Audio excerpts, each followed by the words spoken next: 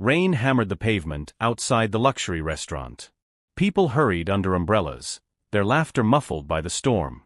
But one girl stood in the downpour, her cheap cotton dress clinging to her trembling body. Her name was Clara Bennett, a 24-year-old woman who had learned to survive on scraps of hope and stubborn pride. Once, she had dreams. Once, she'd believed in love.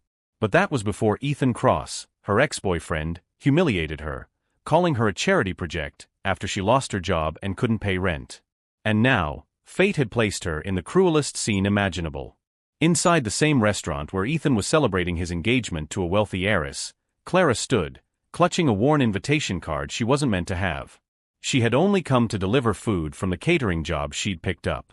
But when she saw him, Ethan, laughing, dressed in a tailored suit, his arm around a woman dripping in diamonds, her heart cracked again.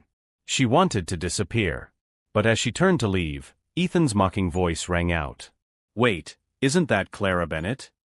The room turned silent. The guests looked at her like she didn't belong, which of course she didn't. Ethan smirked. "Still running deliveries, Clara? Guess success really skipped you."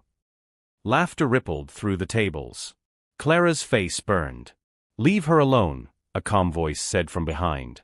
Every head turned. Standing near the bar, dressed in a dark gray suit that seemed carved from elegance itself, was Adrian Vale, the billionaire CEO of Vale Holdings, a man whose wealth was only matched by his mystery. Clara froze. She'd seen him once before, at a conference she was catering. He had been kind then, offering her a towel when she'd spilled water on herself. Now, his gray eyes met hers again, steady and unreadable. Adrian stepped forward, his voice low but powerful. "What's going on here?" Ethan laughed nervously. "Nothing, Mr. Vale.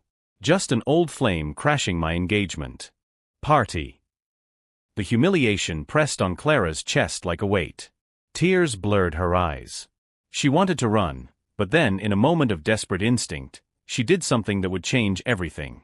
She turned to Adrian, grabbed his sleeve, and whispered shakily, "Please, act like you love me." The words slipped out like a prayer. Gasps echoed through the room. Adrian blinked, surprised, but only for a heartbeat. Then, something softened in his gaze. He placed his arm gently around her shoulders and looked directly at Ethan. "Actually," he said evenly, "I do." Silence. Ethan's smirk faded instantly. The crowd began whispering. "She's with him." "That's Adrian Vale." Adrian continued calmly, "She's my fiancée." The lie was perfect. But the emotion behind it felt strangely real. Clara stared at him, her breath caught between disbelief and awe. Ethan scoffed. "That's ridiculous. You expect anyone to believe this waitress?" Adrian interrupted sharply. "I don't expect. I say." The authority in his tone silenced the room. Then he turned to Clara. "Come," he said softly, guiding her toward the exit. Outside, the rain poured harder. But as they stepped into it, Adrian removed his coat and placed it around her shoulders. "Why did you do that?" she whispered, tears mixing with the rain. "Because," he said, meeting her gaze, "no one deserves to be mocked for being poor." Her lips trembled. "You didn't have to." "I did." For the first time in years, Clara felt seen, not as a failure, not as someone to pity, but as a person with worth. They walked to his car, the silence between them full of unspoken understanding. Inside, the warmth and quiet felt unreal. Clara looked down, her fingers clutching the edge of his coat. "I'm sorry for what I said," she whispered. "It was stupid, asking you to pretend." Adrian smiled faintly. "Maybe. But it felt right." He paused, then added softly, "Sometimes, the kindest lies are told to protect someone's dignity." Clara didn't know it yet, but this night, born from pain and humiliation, would become the beginning of something far deeper than either of them could imagine. The next morning, sunlight spilled through the tall windows of Adrian Vale's penthouse. Clara woke on the couch, wrapped in a warm blanket that smelled faintly of cedar and coffee. For a moment, she thought it had all been a dream. The billionaire, the lit, the rescue. But then she saw him, standing by the window, phone in hand, sunlight haloing his shoulders. "Good morning," he said gently, noticing her wakefulness. Clara sat up quickly. Monsieur Val, he should go. I've already taken too much of your time. Adrian smiled slightly. You don't owe me an apology. You needed help. Her eyes dropped. No one usually helps me. He walked over and handed her a cup of tea. Then maybe it's time someone did. They sat quietly for a while. Then Adrian spoke again, his voice more personal this time. You know, I wasn't always rich, he said. When I was 19, I lived in a car with my mother. I worked 3 jobs just to keep her fed. People laughed at us too.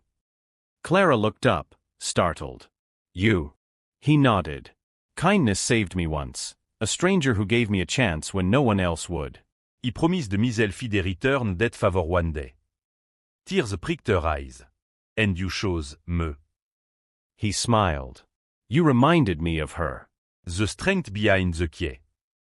Clara looked away, trying to steady her heart. You shouldn't be kind to me out of pity. It's not pity, he said softly. It's respect. Days turned into weeks. Clara found herself working at Vale Holdings, not as Charity, but as Adrian's assistant. She was quick, thoughtful, and humble. She never asked for more than what she earned. And yet, she gave Adrian something money never could, peace. But not everyone approved. The tabloids began to swirl. CEO Adrian Val dating a waitress. Gold digger scandal. When the reporters cornered Clara one afternoon, Ethan showed up again, smirking. Looks like you found another man to use. Before she could reply, Adrian arrived. He stood beside her, eyes fierce. This woman, he said, voice steady, has more dignity in her silence than you've had in your entire life. He turned to the cameras. And if kindness looks like weakness to you, then I'm proud to be weak. The crowd fell silent. Adrian took Clara's hand and led her away, ignoring the flash of cameras. When they reached the car, she looked up at him, tears streaming freely now. Why do you keep standing up for me? She whispered. He smiled sadly. Because no one stood up for me when I needed it most. She reached out then, slowly, hesitantly, and placed her hand over his. You have now, she said softly. And maybe that's why I was meant to meet you. Months later, they returned to that same restaurant, this time together by choice. Clara wore a simple white dress, her eyes bright with quiet strength. As they entered, whispers filled the room again. But Adrian didn't care. He pulled out her chair himself, smiling. To kindness, he said, raising his glass. To courage, she added. They clinked glasses. And somewhere in that echo, between pain, pride, and forgiveness, love had quietly taken root. Sparkling heart, if this story touched your heart, don't forget to like, share, and subscribe. Because sometimes, one small act of kindness can rewrite the story of 2 broken souls.